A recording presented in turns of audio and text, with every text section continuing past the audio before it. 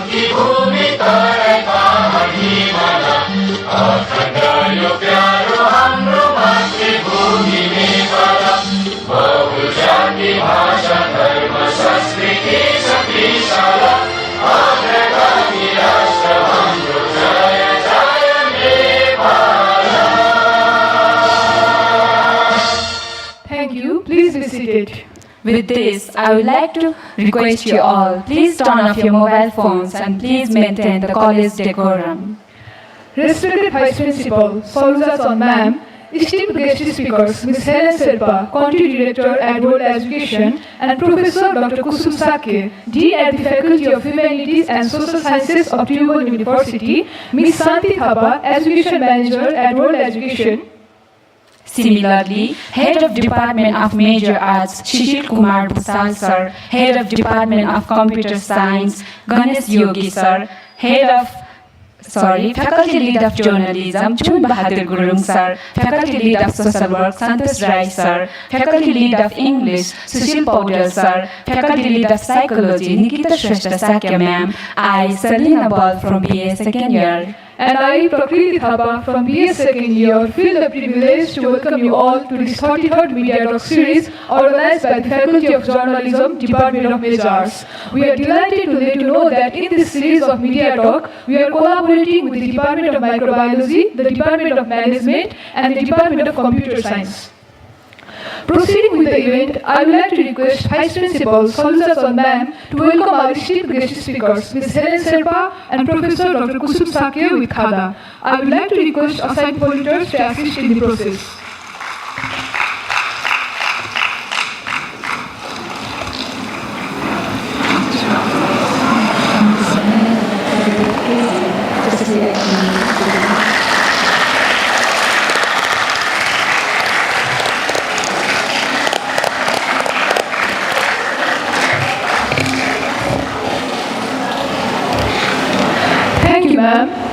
Now I kindly request Head of Department of Major Arts, Shishir Kumar Bhusal Sir, to welcome our guest, Ms. Santi Thapa with Khada.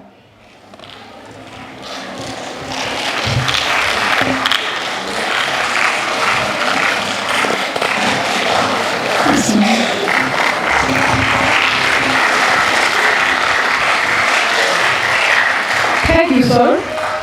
The Media Talk series, a flagship program of the Department of Major Arts, is an out-of-classroom learning activity. The series offers students an opportunity to directly interact with national and international experts from a range of themes in hand. The first series was aimed at connecting classrooms to the newsroom. Over time, it has evolved to include a broad field of topics under social sciences with the theme, The Quest for Quality Education. Today, we are gathered here for the 33rd Media Talk series. The Constitution of Nepal establishes education as a fundamental right and emphasizes the importance of ensuring an education system that is inclusive and free from discrimination based on race, gender, language, or disability. Although Nepal has put laws and policies in place to support inclusive education, there is frequently a disconnect between the formulation of rules and the effective implementation at local level. Next up, we have a short video prepared by the organizing committee. The primary objective of this video is to examine the complexity of high-quality education from a variety of positions, providing practical suggestions in the process. I would like to request the technical team to play the video.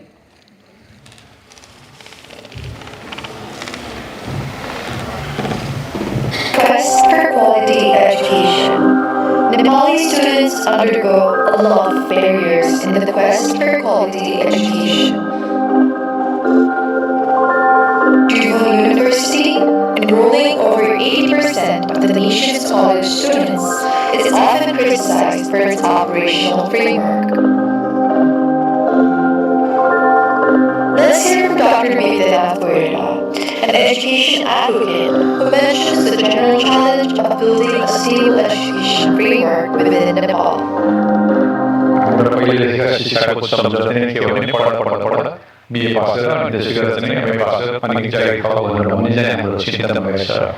होइन नि पढ्दै पनि कमाउन सकिन्छ कमाउँदै पनि पढ्दै गर्न सकिन्छ र त्यसरी दोहोरो काम हुन सक्छ बाहिर जाने विद्यार्थीहरूको निम्ति बाहिर गए भनेर कोलो गर्ने पछिमा छैन मलाई के लाग्छ भने बाहिर जानु कुनै अपराध होइन बाहिर गएपछि तिमीले शिक्षण के ल्याउँछन् के तिनीहरूको ज्ञान कसरी ल्याउने बुद्धि कसरी ल्याउने सिप कसरी ल्याउने प्रविधि कसरी ल्याउने पैसा कसरी ल्याउने मान्छे कसरी ल्याउने भन्ने बारेमा योजना बनाउनु चाहिँ समस्या हो. We heard from the students and the teachers at St. James College to understand the various gaps and problems of their respective major. Despite the growing charm of social work in Nepal, our education system faces significant challenges. Social work as a profession is not fully recognized, and undergraduate students often struggle to find professional opportunities after graduation. Additionally, the lack of a licensing system for social workers make it difficult to establish credibility and standards within the field itself. The government needs to recognize defects in its education system and create sound professional opportunities for students aspiring to continue their studies in the country and doing something for their society itself. While Nepal has been making some positive changes, such as introduction of master's program in industrial psychology, there are still some gaps and challenges in the field of psychology. For example, students are leaving abroad for the studies. They are diverting in other sectors like digital marketing, and no entrepreneurship training has been given to the students of psychology. The major challenges we are facing is the decreasing number of students in bachelor and especially in master's level program. Many private research institutions have started hiring microbiologists for research purposes, but still, various industries are reluctant to recruit microbiologists despite their need. In spite of having a huge scope and need of microbiologists for the development of the country, very limited seats are available for food microbiologists in Look Survive, but not for medical microbiologists, public health microbiologists, and agricultural microbiologists. Despite challenges, students and teachers are optimistic that together they can strive for a better education system. Namaste to everyone. My name is Saluja Chand and I am currently at the position of Vice Principal at St. Xavier's College, Mahitikar. For me, the quality education would mean the value-based, learner-centric, skill and research-based, ever-evolving education.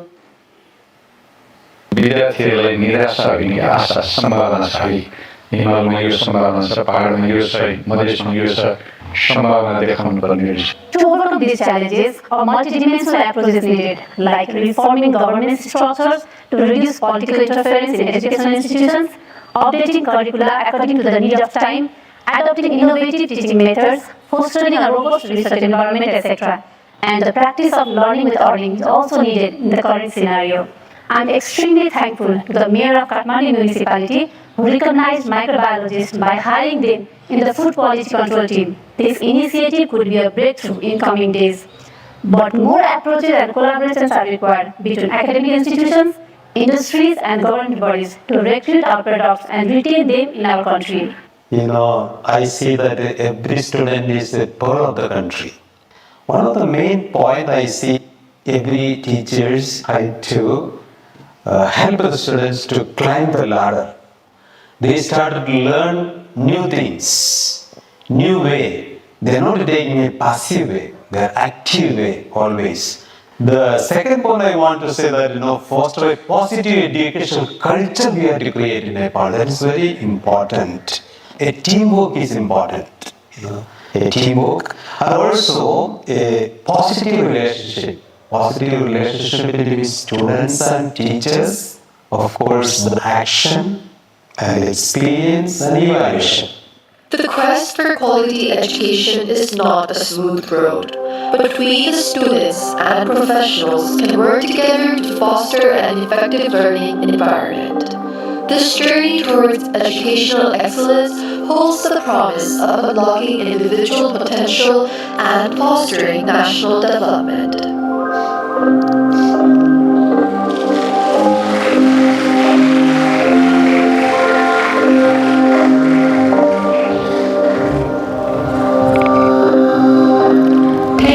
Team Video team for producing such an amazing video. We hope today's video clarifies the concept of this series. Higher education in Nepal is now in dire straits. Several warning signs of a forthcoming downturn include concern about the accessibility and quality of courses, as well as the continuous mass migration of young people seeking higher education. The most recent official data shows that 54,000 students left the nation in just the first half of the current fiscal year. According to the data of the No Objection Certificate, NOC branch of the Ministry of Education, 51,637 people have taken NOC between July 17, 2023 to January 14, 2024. Established in 1959 AD, Tribhuvan University is the oldest and largest university in Nepal. It offers thousands of undergraduate and 500 postgraduate programs across a wide range of disciplines. Tribhuvan University claims 80% of all students' enrollment in Nepal, but it never adheres to the academic time frame.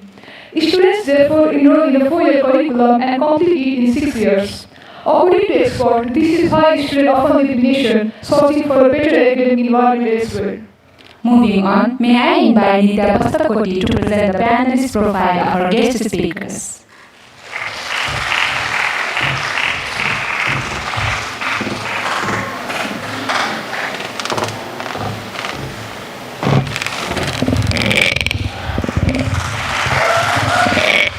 Good morning to one and all present here. I am Nitya Pastakoti, a first-year student from the Department of Major Arts. I am extremely honored to have this responsibility today to introduce our guest speaker for the 33rd iteration of the Media Talk series. Our first guest speaker for today's panel discussion is Ms. Helen Sherpa, the Country Director of World Education. Ms. Sherpa, a 1980 Lincoln University Parks and Recreation graduate, is an educationist. Her programs are aimed at the delivery of formal and non-formal education services for the poorer and the disadvantaged communities. Ms. Sherpa has earned a Master's degree of Arts in Developmental Studies from the McGill University. Now let us move on to the professional pursuits of Ms. Sherpa. Paving foundational stones to her professional career, Ms. Sherpa started as a ranger trainee in the Department of Lands and Survey in the year 1997. She has developed cooperative arrangements to implement and sustain programs as the project coordinator of Women's Economic Empowerment and Literacy and the SEDPA program, that is the Center for Development and Population Activities, in the year 1993. She has led the development of World Education's early grade reading and preschool learning programs from the year 2002 to 2013, improving learning outcomes and equity in education as an education and child labor specialist. Post her roles as a pioneer in developmental studies, Ms. Sherpa was appointed as the Country Director of World Education in the year 2013. Ms. Sherpa has made remarkable achievements through her dedication in the sector of education and literacy. Ms. Sherpa focused on the development of more flexible models suited to working youth and school dropouts, aiding to form educational interventions for child laborers and children. She was successfully reaching more than 17,000 women in the western part of the country, equipping them with financial literacy and literacy via a USAID-funded program, the SIVAG. Over 2 decades, Ms. Sherpa has helped to remove more than 65,000 children from commercial sexual exploitation and child labor, playing a key role in the development of schools as the zones of peace. In honor of Ms. Sherpa's contributions for the improvement of education, health and well-being of the Nepalese community for over 25 years, she was awarded with a certificate of appreciation from the Right Honorable President Vidyadevi Bhandari in the year 2013. Ms. Sherpa has published a number of research papers, articles, and journals incorporating her learning, expertise, and observation. Everest orphans and the new roles in the civil society, current and potential roles in the decentralized decision-making in rural Nepal are some of her notable publications. Our guest speaker for today's panel discussion is Professor Dr. Kusum Shakya, the Dean of Faculty of Humanities and Social Sciences at Tribhuvan University. Professor Dr. Shakya is an economist and a demographer who attained her bachelor's degree at the Padma Kanya Multiple Campus. She went on to pursue a Master's of Arts in Demography from the Australian National University.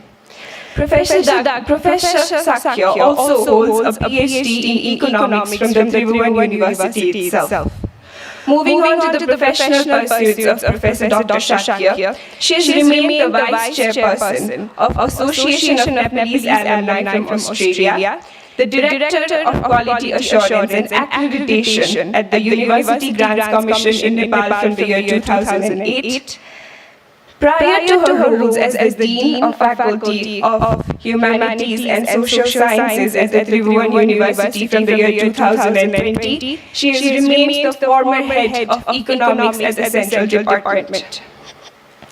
Further on to the achievements made by Professor Dr. Shakya. Professor Shakya was successful in launching a school on migrational studies in coordination with the International Organization for Migration and Central Department of Population Studies. She has gathered more than 30 years of teaching experience and has remained the recipient of the Alumni Excellence Award in the year 2012 and 2013. Lastly, moving on to the publications made by Professor Shakya. Professor Shakya has published more than 40 research articles covering subjects of literacy, public finance, human resource management, population economics, and developmental economics. Some of her notable publications are the Nepal Multidimensional Social Inclusion Index, Diversity and Agenda for Inclusive Development, and Financial Sector Development, its challenges on economic growth and poverty alleviation in Nepal. Thank you so much.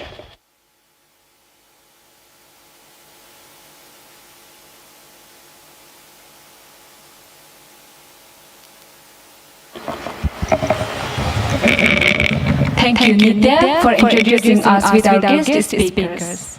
Next, I would like to call Sampada Rai, a third-year student from the Department of Microbiology, for the literary performance. Her insightful message inspires us to create an education system that uplifts every child toward their dream.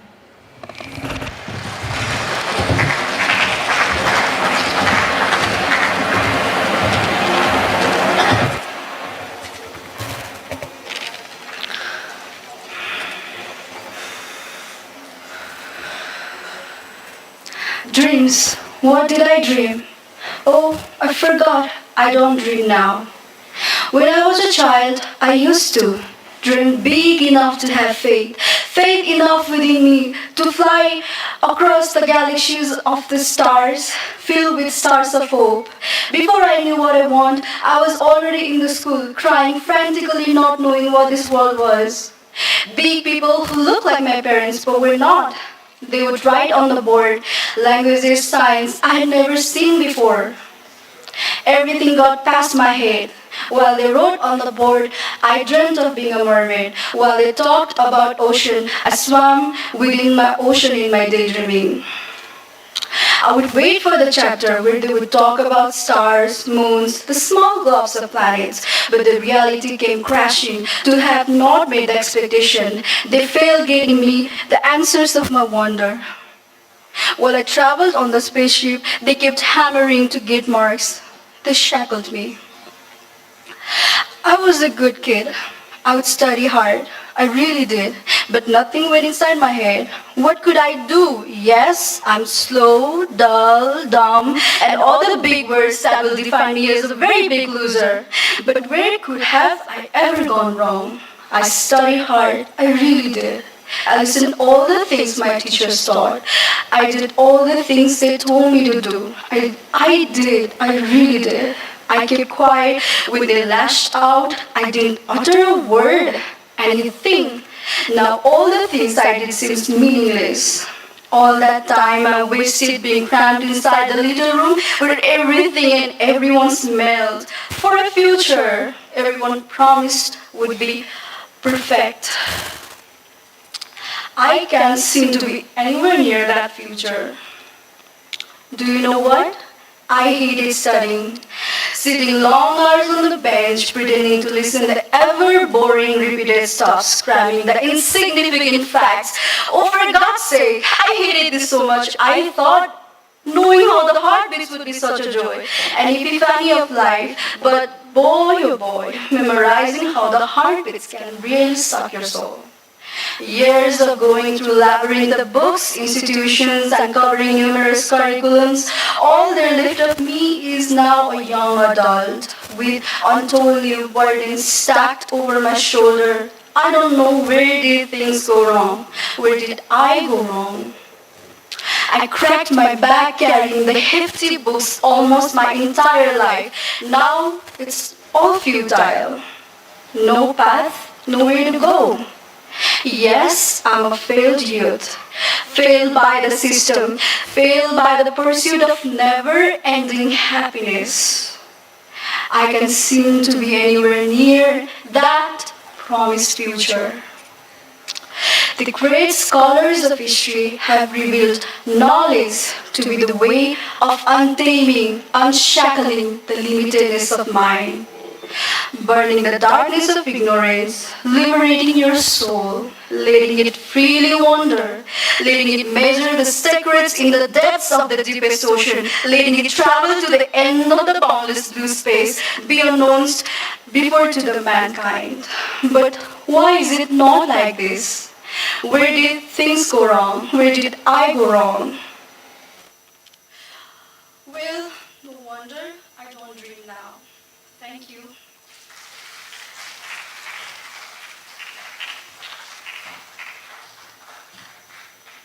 Thank you, Sampadati, for a powerful performance.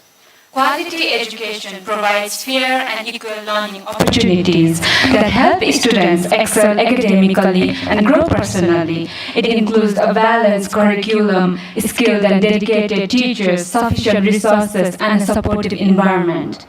Without education, no social, health, economic, and political progress is possible. Investing in education is therefore essential for the future of the world. To acknowledge quality education globally, World Education Day is celebrated on January 24th every year. Quality education in Nepal faces challenges like limited resources, poor infrastructure, and a shortage of trained teachers. Many rural schools need more facilities such as classrooms, libraries, and labs. Economic issues and political instability further hinder consistent education policies and investment. Additionally, gender and ethnic disparities affect students' access to education, making it hard to ensure inclusive and equitable learning for all. Today's discussion can shed light on the crucial issue of quality education in Nepal and motivate you to take action both individually and collectively. Understanding the challenges faced by Nepal's education system empowers you to advocate for change and positively impact the life of many students.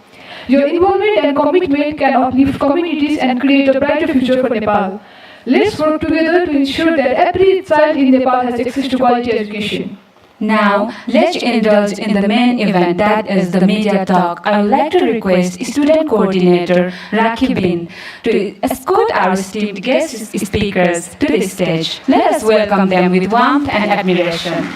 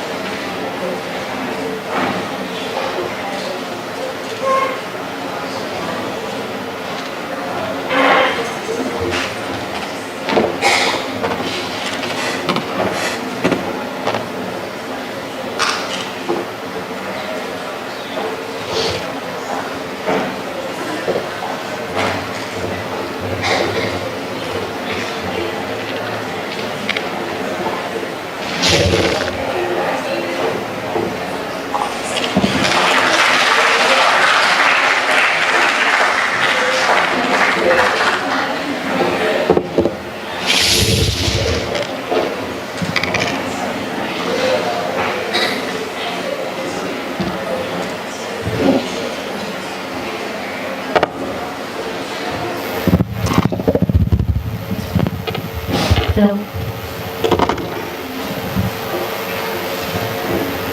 good morning everyone present here and the audiences who are watching us on live. Welcome to Ms. Helen Silva and Professor Dr. Kusum Sakya to this 33rd iteration of Media Talk series. I am Chandra Khatri, a second-year journalism and English literature student. And I am Shambhu Bachai, a third-year student of social work and psychology. We are all really glad to have both of you here with us today. It's a matter of relief that the literacy rate of Nepal has increased by 10.4% over the past decade, but it's not enough to meet the global standard of the quality education. Therefore, today we are here to talk about the quest for quality education. Now, before we move on to the main Media Talk segment, we would like to hear from our audience about their experiences and feelings about the quality of education they've been receiving in Nepal. Does anyone from the audience want to share their experiences to our guests? Please raise your hands. Volunteers, please provide them with the mic.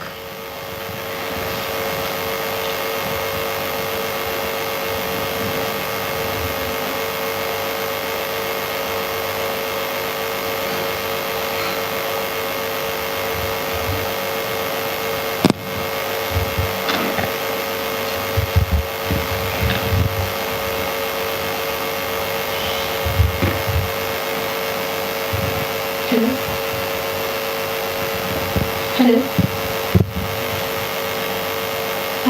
Good morning, everyone. Good morning, guest speakers. I am Prakriti, a third-year student of psychology and social work.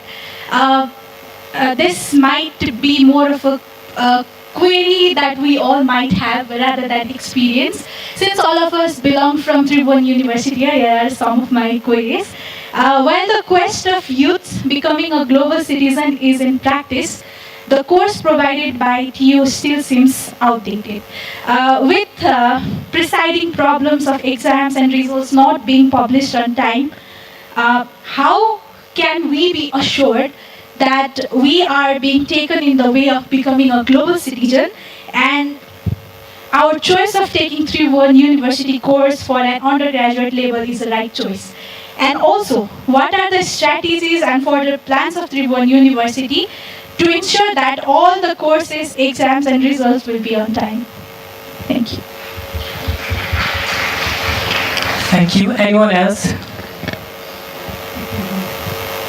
Volunteers, please provide the mic there.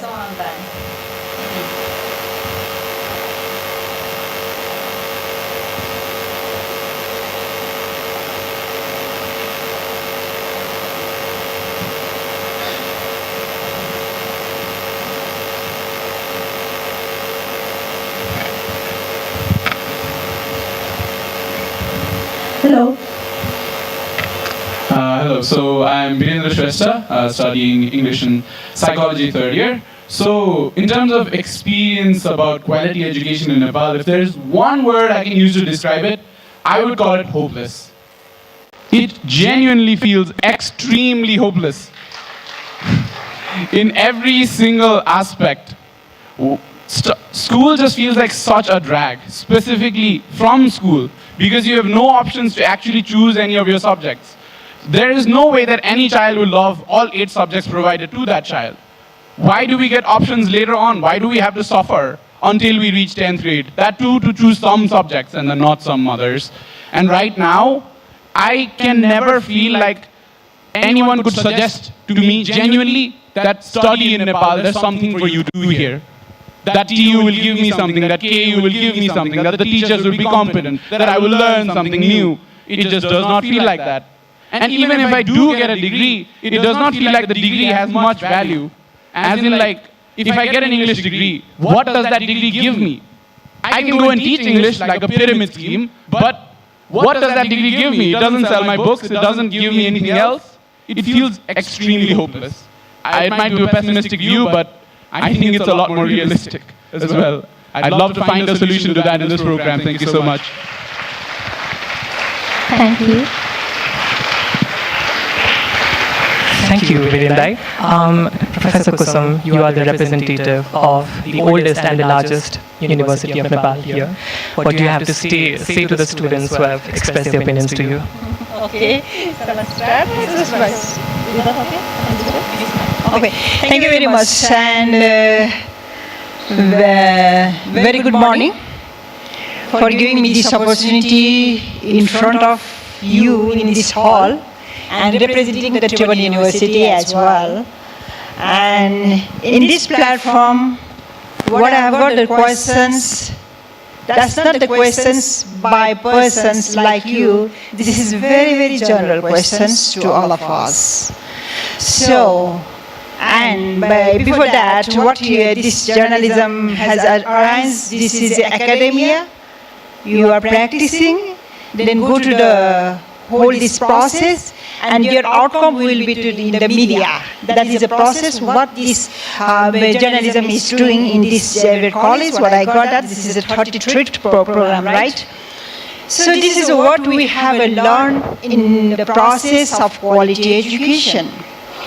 The questions regarding those questions of late result and the value of your transcript and your value in the society regarding the jobs, so and so forth is very common. Yes.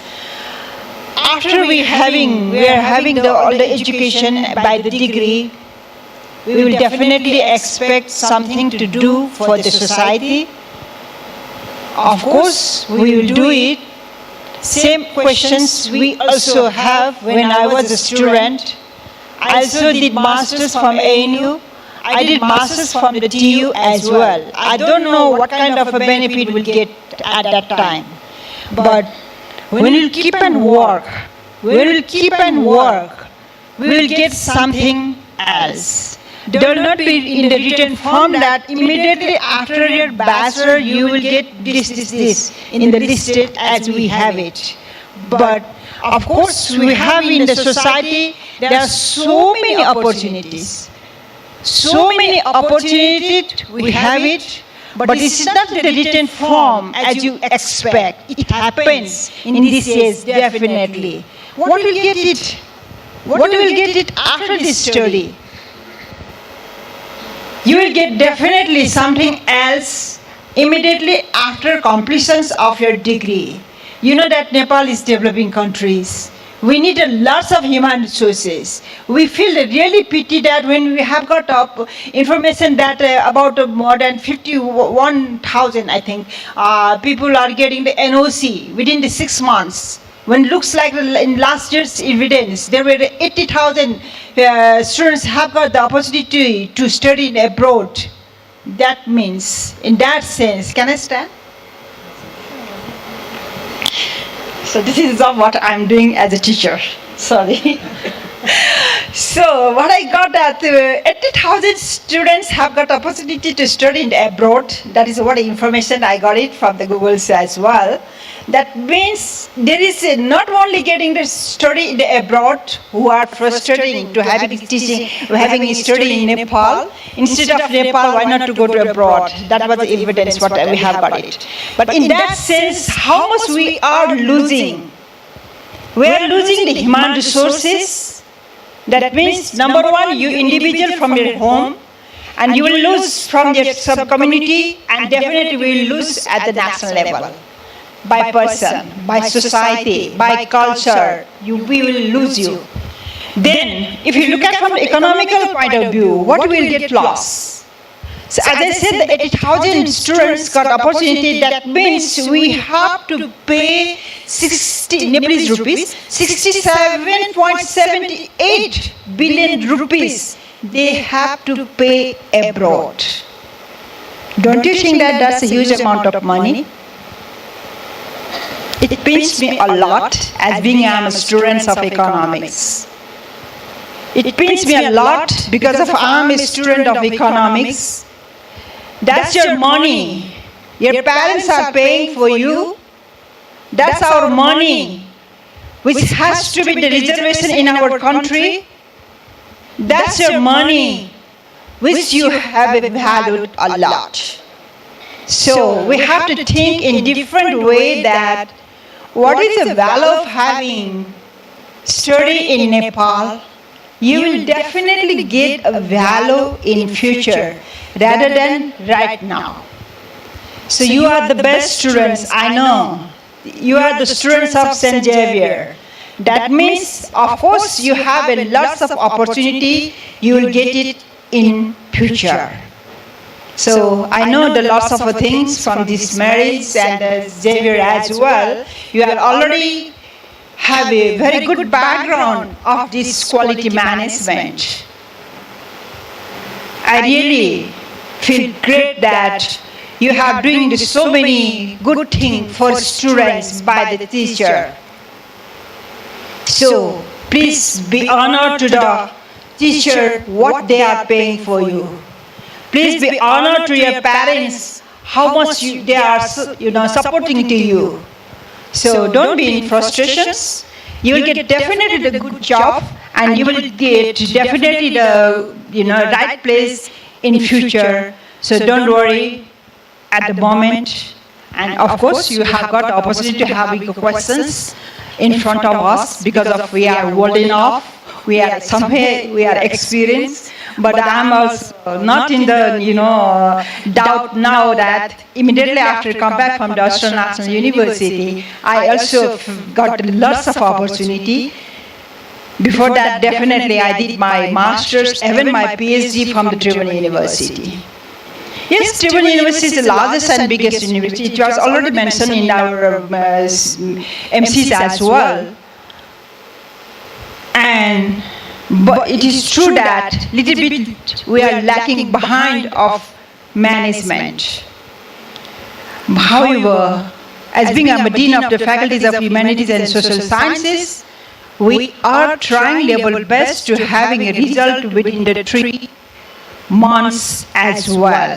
Yes, there are some of the very few subjects which has a very big number of students. They take a lot of time to having the copies and managing in the process. That is what the reason that why it happens in the little bit late results.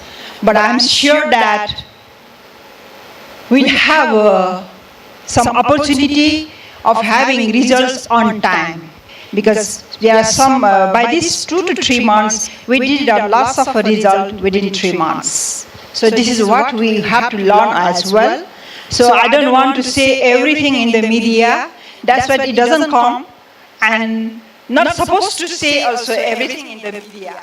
However, you people are belonging to the journalism, mass and communication, which is one of our best subject in our faculties of humanities and social science, and this is being more popular as well. So of course, this is a program what you organize. This is a really good one. What I have seen here. Definitely we will talk academically here, as I said in the beginning. Then at the end, your output, your result will be in the media. So in each subject, we have to learn from this way. This is a part of this is an example of the quality education as well.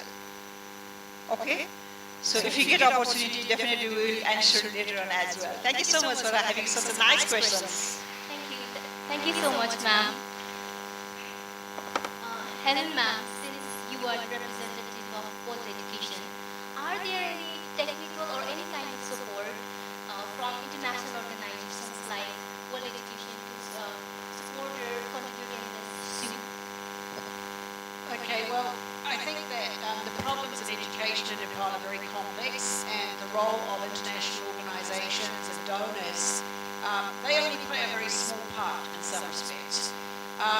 A lot of poor people in the village who are struggling with their local school assume that the donors are paying for the education system in Nepal. No, they're not. The bulk of the funding for the education in Nepal comes from everyone in this room.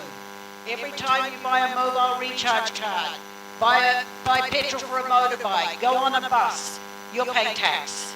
The taxpayers of Nepal pay for the education system in this country. Do they get value for money? Big question. But the donor's role is only around trying to improve the quality of education, improve pedagogy, supporting with improving in different difficult areas. For example, recently we've been focused in some of the most disadvantaged Palikas in the country. We work in areas where food insecure in the far west of Nepal, down in Madhesh, in areas with overcrowded classrooms. where the needs are greatest. There's a lot of inequity within the education system. And in this room, you people may feel the challenges, but you are the successes of this education system, not the failures. The children in child labour that we deal with, the overage children who've had to drop out over and over again and come back because their parents need them to work. These are the children who dream that they would one day finish high school and have an opportunity. So I think that in terms of the donor role, a lot of this has to come from Nepal. The curriculum, there are major issues with the teacher training curriculum. We all know this. We know that the Bachelor's of Education, a few years ago it was a 3-year degree. They made it a 4-year degree, but they didn't add a year of quality, they just added a year of quantity. There's no actual teaching of how to teach early grade math, how to deal with children with disabilities. The quality of the content did not improve. We increased the cost, the time, and a greater burden on students, but we didn't actually improve the product coming out of those degrees, which is a big issue. We see the issues around, so one of the big issues is around the teachers and their ability to teach the pedagogy in the classroom. That's a big issue. The curriculum. The curriculum at universities is a separate issue, but the foundation comes from grade 1 through grade 12 at the school level. And we have a system in Nepal that every year we upgrade one class level's curriculum. So this year grade 9, next year grade 10, the following year grade 11. As a result, we end up with a curriculum that isn't smooth, that doesn't follow well, that's full of mistakes, that's got lots of issues. And it's been brought up, if you go and have a look, there's been an audit of the textbook audit in Nepal. If you Google that, you'll find a report, a recent report on all the issues around inclusion, poor content and issues with those textbooks. So, you know, everybody knows this problem, but the solution, oh, well, every year the budget allows to do one grade level. We become ritualistic. We cannot change the curriculum because of the ritual. We cannot change the way we mark exam papers because it's a ritual. And we fall into this trap where in Nepal it seems we're unable to break some of these traditions as to who writes the textbooks, who marks the papers. We need to change this. How do other countries get their exam papers marked quickly? They use graduate students who earn a small stipend who mark the papers quickly under supervision of a professor. And they get those papers out really, really fast. I mean, when I was a student in New Zealand, you saw I did a diploma. That was 3 academic years and 2 supervised practicals followed by a thesis. That's what we call a diploma where I come from. 6 years of hard work. So, you know, which is more than a bachelor's degree, but we would get our exam results within 1 to 2 weeks. The idea, I have a student who I have a scholarship for at the moment who's doing a Bachelor's of Education. She has been waiting 4 years for her exam results. 4 years for some of her papers have not come back yet. Now, this is outrageous, and it's just too hard for poor students from poor families. So how can NGOs and development partners help? They can only help with where the government of Nepal and the Nepali community want help and want to change. And this has to come from pressure from society to change the curriculum, pressure from society to change the bachelor's degree. There's donor funding available to change the Bachelor's of Education right now from the Finnish government. Helsinki University will be working with TU and others. But is the persistent willing to change? That is the big question. The donors can only do so much. They can bring all the experts, they can bring funding, but if the society here isn't pushing for that change from all levels, politicians to parents, then it's not going to change. So that would be my comment on this, and I think we'll cut it off there. Thank you. Thank you so much.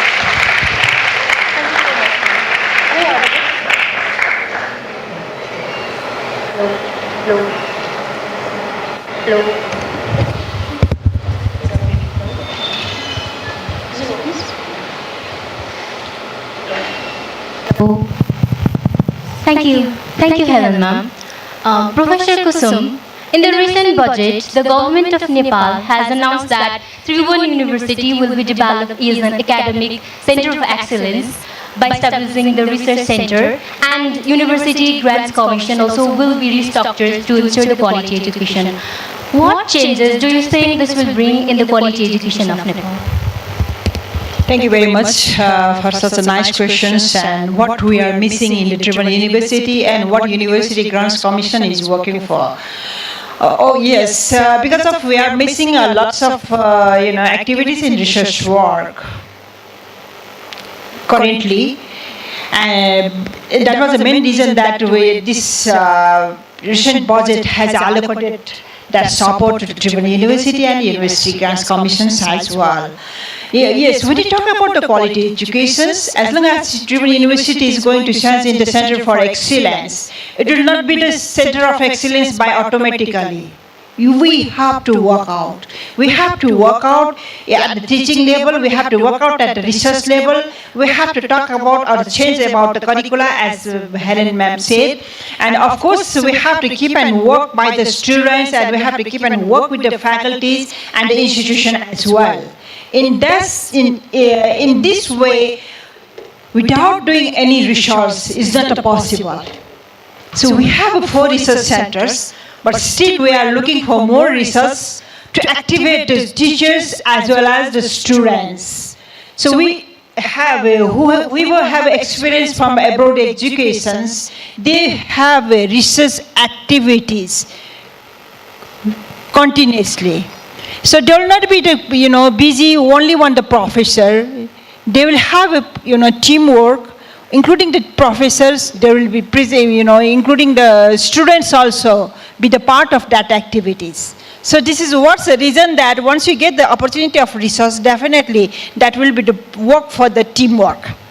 So this kind of a resource, not only for the Tribhuvan University, but when we, change your institute, like this college, working for the QAA, you know better that the Quality Assurance and Accreditation. I hope you have got it or you are working for, I am not sure.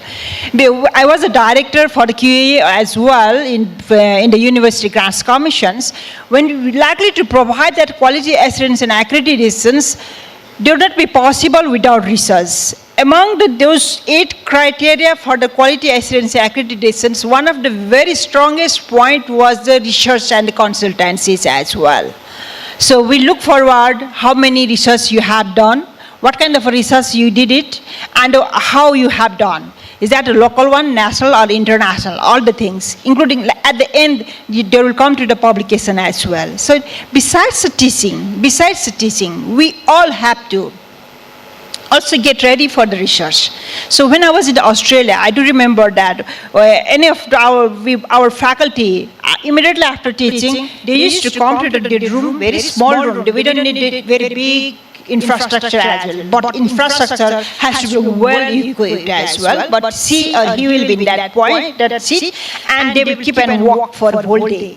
But in just opposite to Tribhuvan University, we are not having that kind of facilities. That was the problem. So if we do the research work, we walk out from the Tribhuvan University to the what's so-called the MPC, that's the National Planning Commission, some in the Ministry of Finance, some in the Rashtra Bank, so on and so forth. They will not sit in the Tribhuvan University by themselves. If that Center for Excellence keep and work, of course, we all teachers have to engage in the Tribhuvan University, including with the students. That will be so nice piece of work if we can work very seriously. This is what a part of our quality education also. Quality education will not be possible without this kind of output as well. So not only the teaching, of course we have to change the curricula on time. It is true that we don't change curricula for a long time, but now we are changing the system as well. If we complete one session, we can change our curriculum. Now this is the time to change our curriculum in my dean's office, and I have got one very big meeting with the central head of the department, including the coordinators, and then I already guided to change their courses. And we used to say that those courses, within these 2 years, they have to complete their masters as well. So we have not so much practice in Tribhuvan University. They will complete their 4th semester and student will get lost, means they will go somewhere else and do jobs here and there. Maybe after 10 years, maybe after 8 years, they'll come back to the institute and then I have to complete my thesis. Whose fault is that?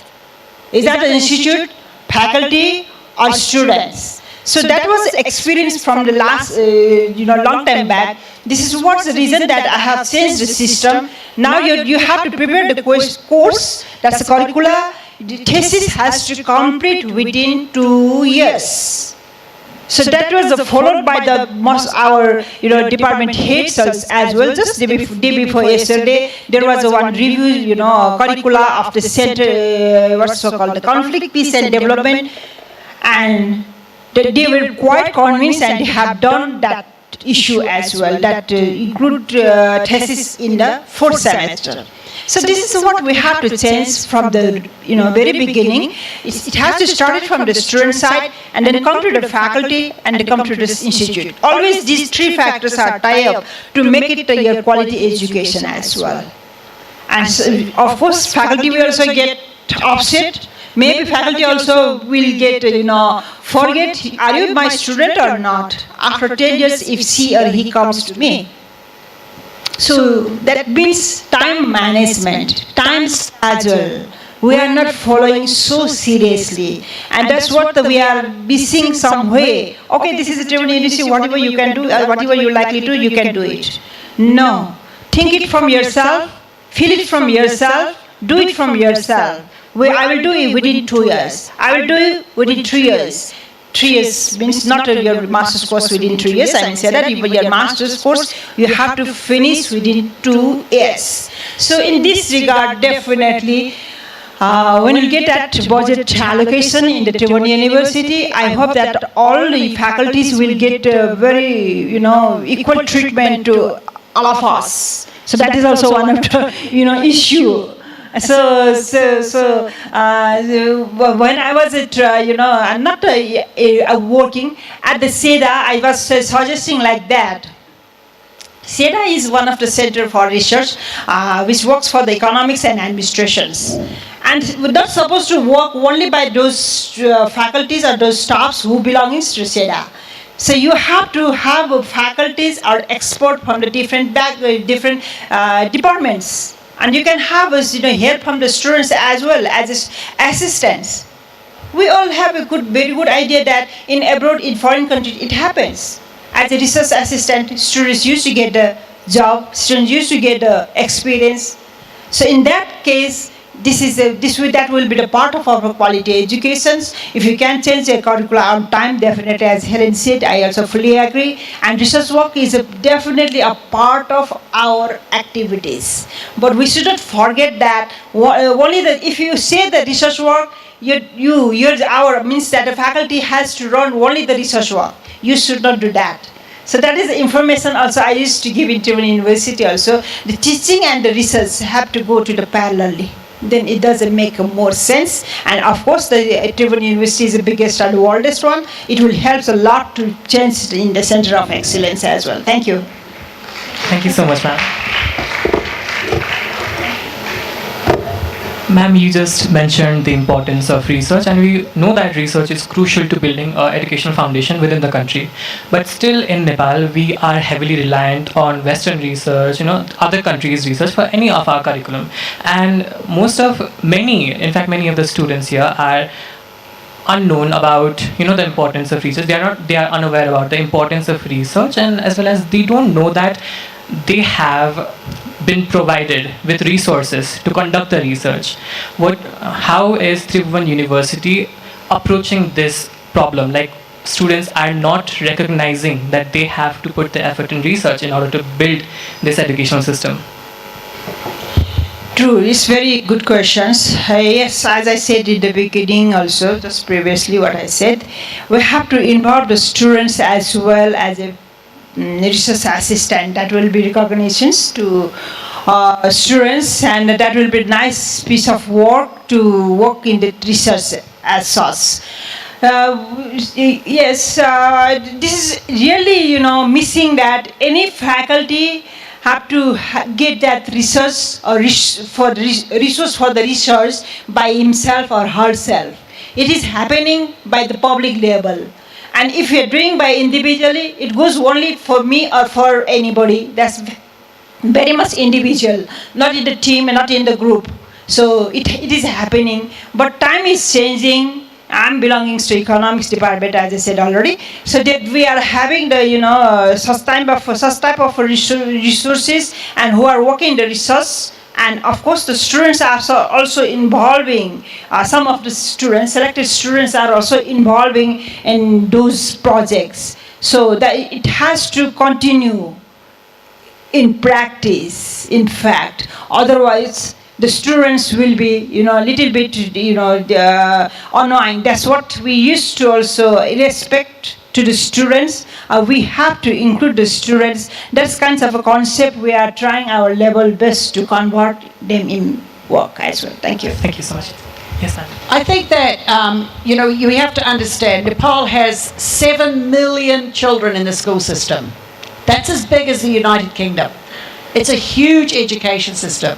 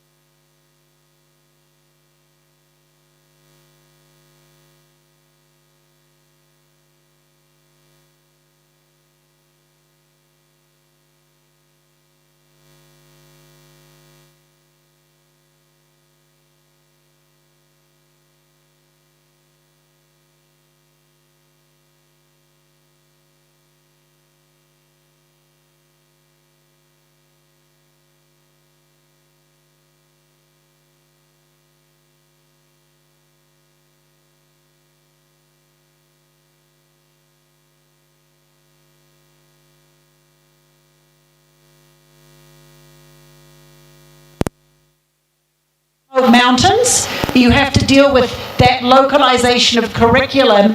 What are the products they're doing there? How are they using math? So it's about the creativity and the teacher's ability to deliver the pedagogy. It's not about what's in the curriculum. Both teachers, the one in Kathmandu and the one in remote Mugu, are teaching about weights and measures and the price of goods to a student. But one needs to use the local situation in Kathmandu and localize the curriculum here, and the other needs to localize in that other environment. What is happening here is that many of our teachers have come through very poor schools. Chalk and talk, lecture methodology, they don't get a very good education themselves. They come to universities, and frankly, the Bachelors of Education in Nepal, TU is not really managing this. It is franchised out to hundreds of colleges all over Nepal who have helmet sirs who come in the morning from 6 a.m. to 9 a.m. and who chalk and talk. They do not model good teaching learning behaviour. The whole focus is on passing the exam, not on being creative, not on writing great papers. It's all about getting the content and passing the test. They then do their teacher's licensing exam and wait for a job. They become a junior teacher in a school who's hired as a community hired teacher while they wait for a permanent position, and then they practice the same poor teaching practices that their teacher taught them. They're not creatively teaching the curriculum, localizing it, talking about the local culture, depending on whether they're in the Terai, in the Medeshi culture, or the Taru culture, or in the mountains, the Rai culture. They're just going through the textbook. And we have too much focus on passing the exam, which is important, I agree, but Nepalis are brilliant test takers. Those guest papers down in Pudli Sadak have been the biggest sellers for years.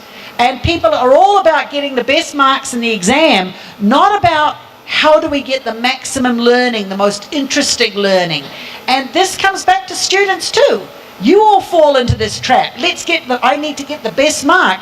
We've got a big population, a competitive job market. So we all become focused on getting the best marks at the end of the year, not on getting the maximum learning in the paper we're writing or in the course that we're doing. And I think that this is a big issue, that it's about the localization. If you've got good teaching skills, you can localize anything. Whether it's social studies, whether it's math, whether it's English language, you can localize it. And you don't have to write a local curriculum. The localization should be in all subjects. If you're doing science, I remember going to a school at grade 3, and the first lesson was about trees. And this was in Kaveri, and the students were memorizing names of trees that didn't even grow there. In their schoolyard, there was a mango tree. There were all these different trees they could have been learning about, but they're memorizing something from a textbook instead of looking what is outside our classroom, 2 minutes from our classroom. Very few field trips are being done. Teachers don't take their children out of the classroom and do this activity. They don't actually do these simple science experiments often. It's in the curriculum guide, they don't do it. So I think the localization issue is very, very important because it makes it meaningful to the child and the learner. But it comes from poor teaching skills of the teachers often, and the pressure to get through the curriculum. I have seen district education office staff in the past, now Palika staff, what chapter are you up to, which lesson, not how much did the kids learn. It's about input, not output. How much do you teach the child, not how much is being learnt. So we need to shift the emphasis from input, and that's how many lessons, how many things, and how much they learnt. Can they read? Can they do maths? Do they understand photosynthesis? Do they understand which fertilizers they're putting on their field? Not about pushing more and more content, but making sure the learning outcomes are achieved. Thank you so much. Thank you so much, ma'am. We're almost at the end of the session, and it is an open question for both of you. How do both of you see the status of Nepali education system and Nepali students in the upcoming decade? What milestones or expectations can we have?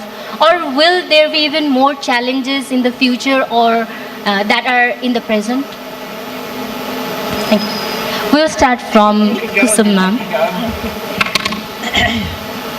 Challenges for future, okay.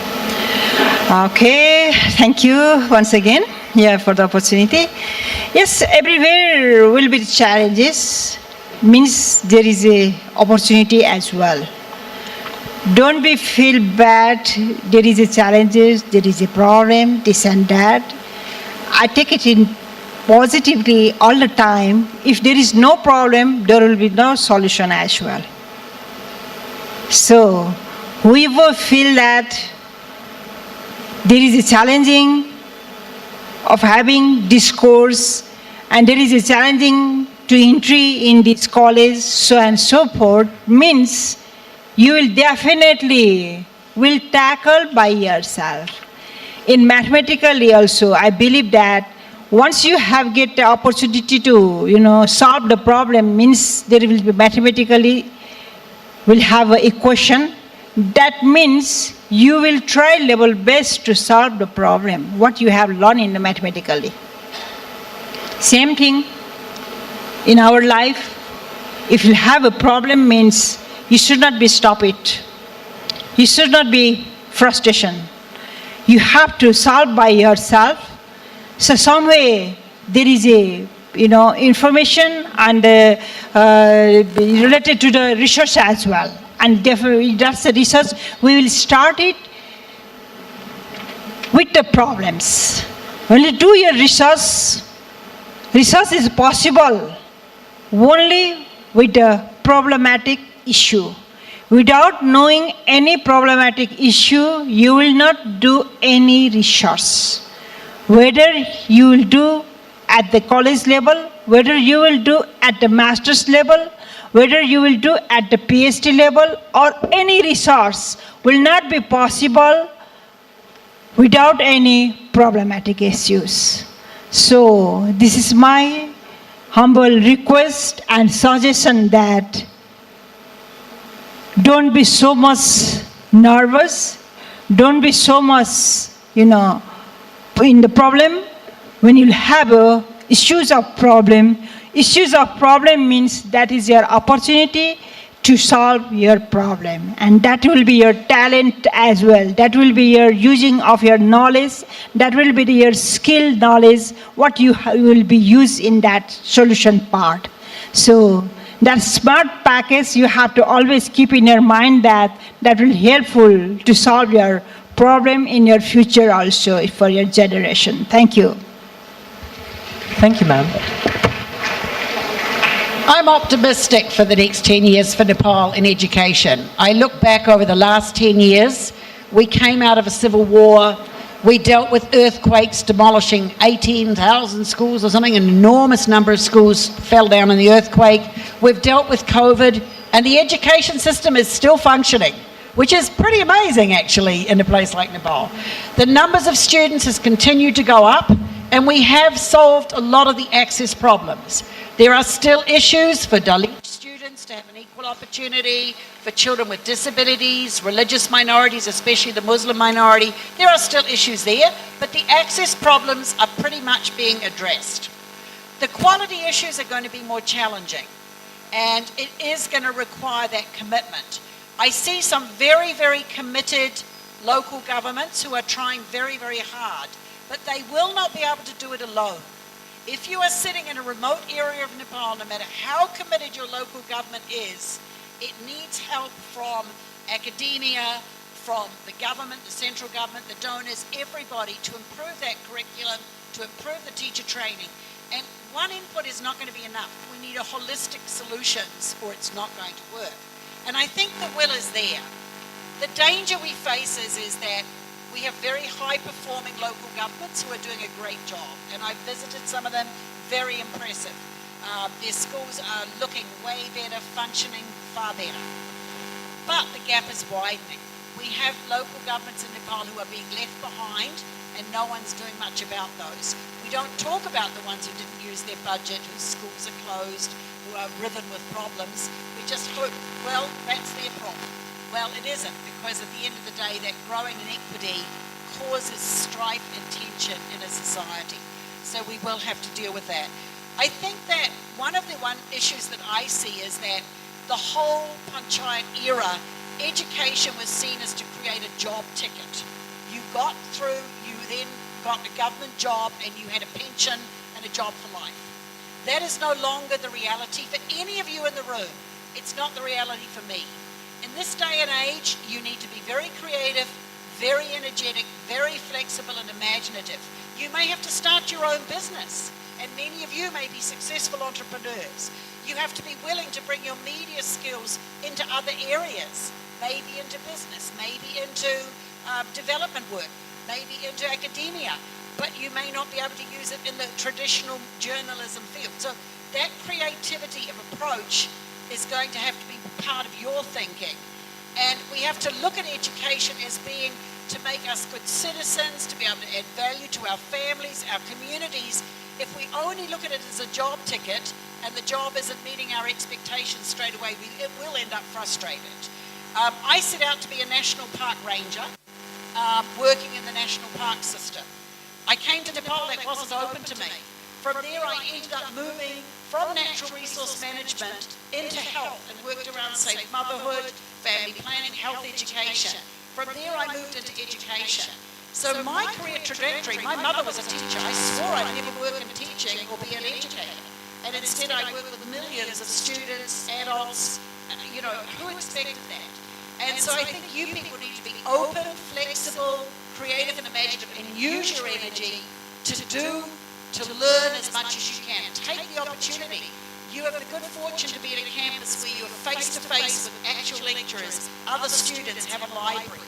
The students, many of our students in Nepal doing Bachelors of Education are in tiny little, almost self-learning tuition centres studying remotely. It's much more difficult. So take advantage of this opportunity here, and I hope we'll see some of you in the years to come working in the education field and helping address these problems in Nepal's public schools. So thank you very much. Thank you. Thank you so much, ma'am. Thank you both of you for this really insightful and informative conversation. We're so glad and grateful that you could join us on this stage today. Thank you.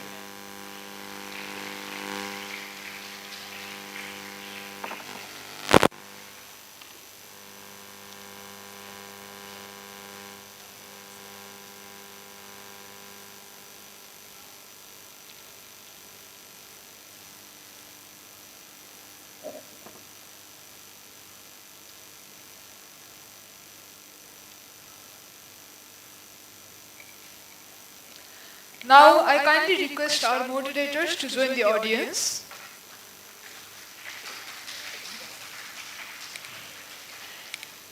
And guest speakers, please stay back on this stage.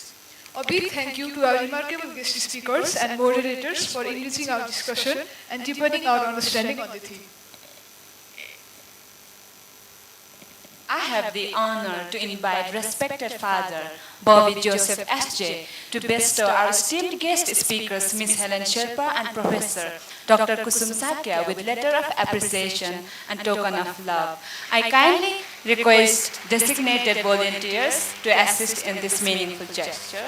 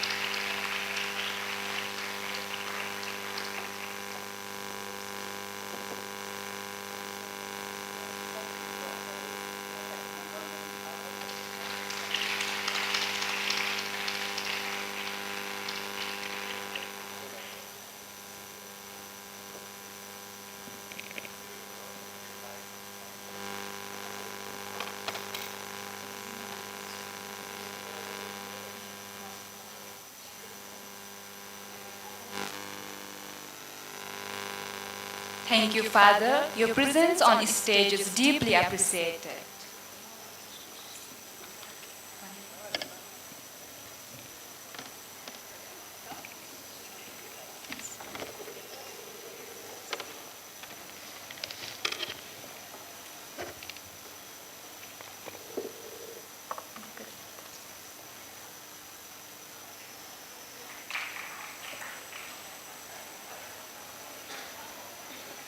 It is my distinct pleasure to invite Chun Bahadur Gurung Sir to join us on stage and present the well-deserved prize to the winner of our quiz contest. We are thrilled to acknowledge their outstanding knowledge and dedication. Without further ado, I would like to call upon the winner of the quiz contest to grace the stage and accept their well-earned rewards. As the winner of quiz contest, we have Ayusha Gautam from batch 2022.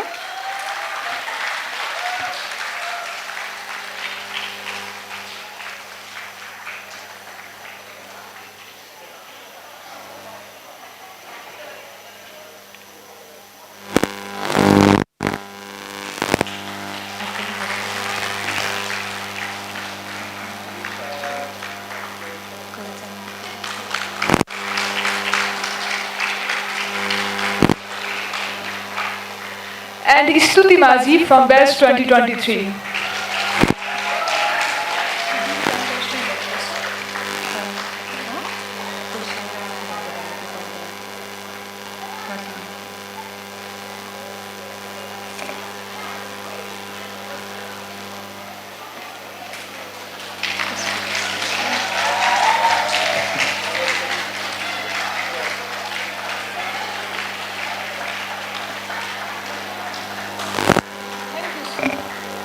Thank you, sir, for your gracious presence and support. As we near the end of today's event, I am very pleased to invite Malika Giri to deliver the word of thanks.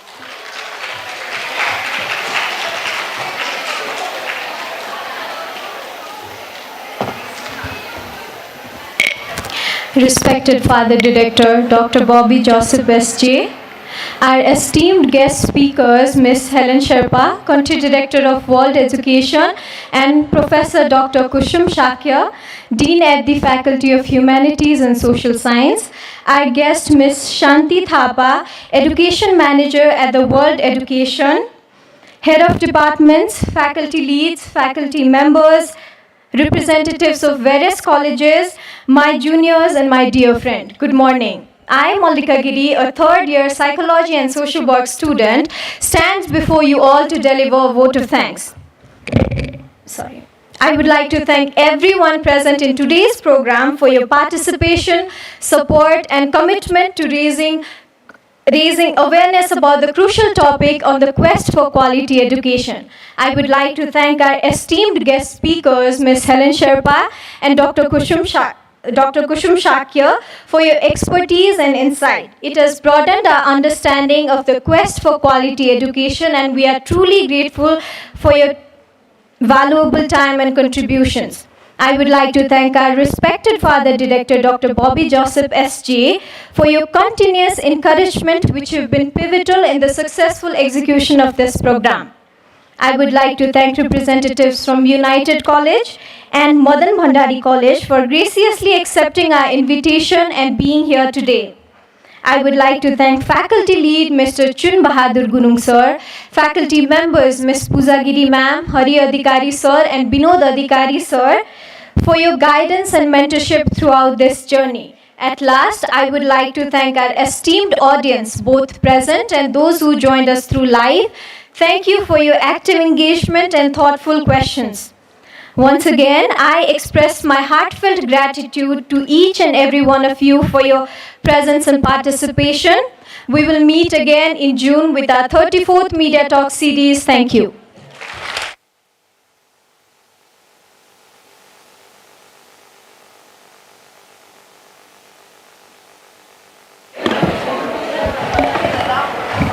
Thank you, Malika Di.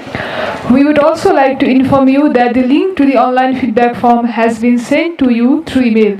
The feedback form has been designed to understand the feedback on the overall event organization of Media Talk series. Please fill it up as a critical input helps the Department of Major Arts to improve upcoming events. With this, we conclude the event and I kindly request you all to stand up for the college song.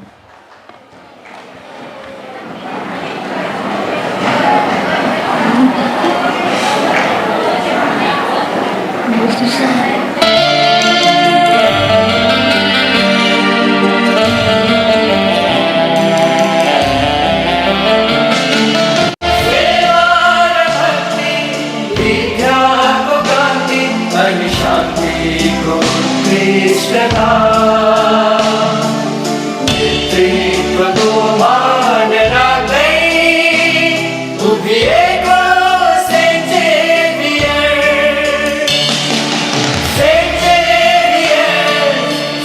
Xavier, हाम्रो प्यारो Saint Xavier,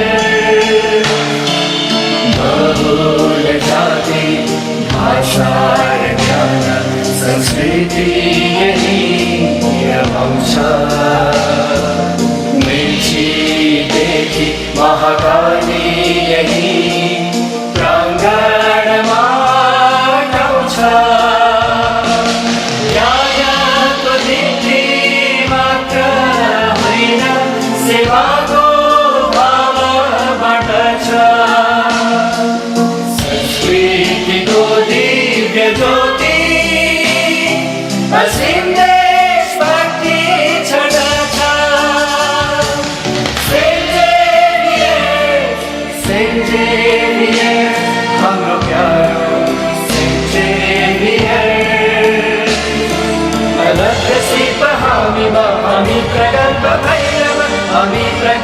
Bhairav रचौँ हामी मिलेर यो अखण्ड राष्ट्र गौरव